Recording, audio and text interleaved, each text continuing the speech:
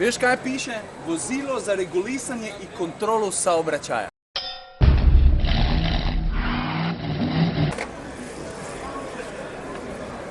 Evo, petek, še en dan na avtosalonu. Danes se pa ne bom lotil avto, ampak nečesa drugega.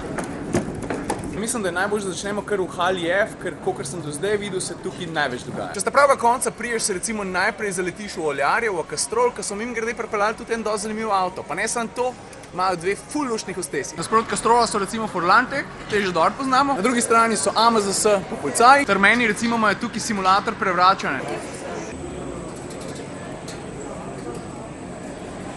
Najmanj, kar lahko rečem, je to, da je to zelo neugoden. Kaj šele, če bi se dogajalo zares? Zdaj pa roke položi v plan, ga moraš čistiti.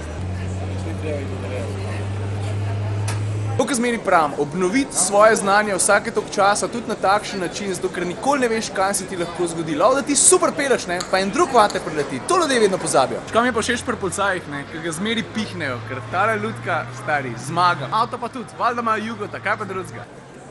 Kaj pa trepalnice, stari, se ti zabavaš? Veš, kaj piše? Vozilo za regulisanje in kontrolo saobraćaja. Dobro, to je malo za hecne, ne smete pa pozabiti, da so tukaj policaji pripeljali tudi te zaresne stvari. Na AMZS so pa poskrbeli tudi za drugačne vrste interakcije. Lej, fantje vozijo po poligonu na tak varen način, da ga lahko tudi poserjaš, pa ni nič narobe. Veš, kaj je ključen problem? Eno roko imaš na volanu, ne dveh. A boš prav pelil ali kako? Če res nucaš, se najde zate lahko tudi kakšno orodje, pa Ajksam je 2 avtočka uvalil. Tukaj pri Autobroker je tista Tesla, ki name čaka.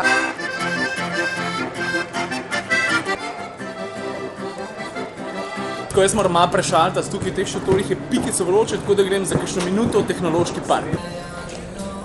Tukaj spodaj v tehnološkem paviljonu se pa avtomobilske znamke predstavljajo na mal drugačen način. V bistvu je v ospredje potisnjena tehnologija, pa nič drugega. Cel ta tehnološki paviljon je tukaj zato, ker so se fantje, ki ustvarjajo oddajo avtomobilnost, spomnili, da bi bilo dobro vse te reči na kup spraviti. Jaz namreč dostikrat dobim vprašanja povezana s to ali pa ono tehnologijo, na kakšen način to deluje, ali je učinkovito ali ne, tako da vsi tisti, ki vas sodobni tehnološki pripomočki ali pa sodobne tehnologije v sodobnih avtih zanimajo, je nič, pridite sem dol pa si pogledajte. Pa se pa vsaka znamka odloči, katero stvar želi predstaviti. Tukaj je recimo Mercedes E, ta nova generacija, in oni so se odločili poudarjati varnost. Tukaj pri sosedi je en avto, ki ga jaz že precej dobro poznam, oni imajo pa čez visoke vrtljaje. Pri Fordu pušajo udobje, se najma se vidi, piše cona udobja. Volvo je pa pripeljal enega XC90, tukaj notri je pa bojda en res dober zvočen sistem, jaz sem ga že parkrat preizkusil in vse skupaj zgoraj tudi piše, vidiš, zvočno doživetje. Pa da noš misel so tukaj samo velike avtomobilske znamke, pa njihove drage tehnologije, svoje znanje predstavljajo tudi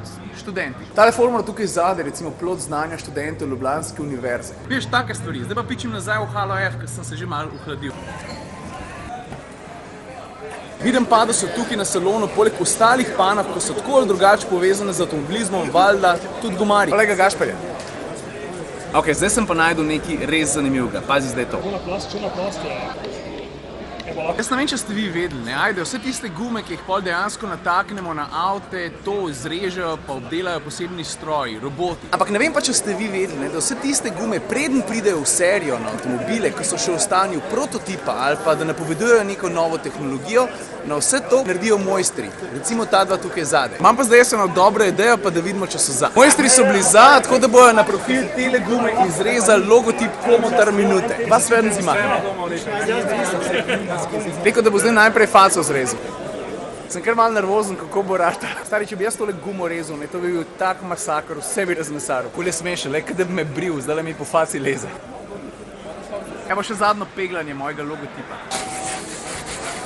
Vielen Dank. Zdaj pa, če sem že tukaj, kaj pa, če bi še sam probal eno zarezati?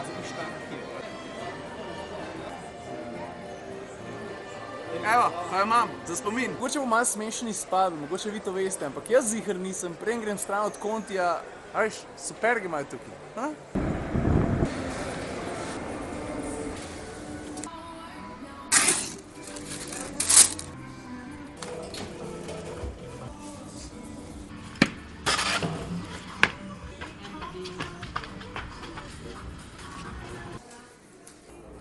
Izvolite. Thanks, ajde. A veš, jaz sem tako v dobrem in v slabem tak zelo impulziven tip. Če najdem eno stvar, ki me vsaj malo zanima ali pa mi je na kakršenkoli način intrigantna, ja pol jo grem dosti hitro ščekirati pa se pozanimati, za kva v bistvu gre. Pa če je na kakršenkoli način povezana s kakšnim od mojih interesov in v tem trenutku je to predvsem moje zdravje, ja pol ponovadi ne razmišljam kaj dosti. Až pri meni tako, da če me ena stvar tako na hitro potegne, pa me začne malo preveč zanimati, pa se vse skupaj zelo hitro začne valiti, kot ena snežena kepa. A veš, rotuje vse večja in večja, čist prehiter.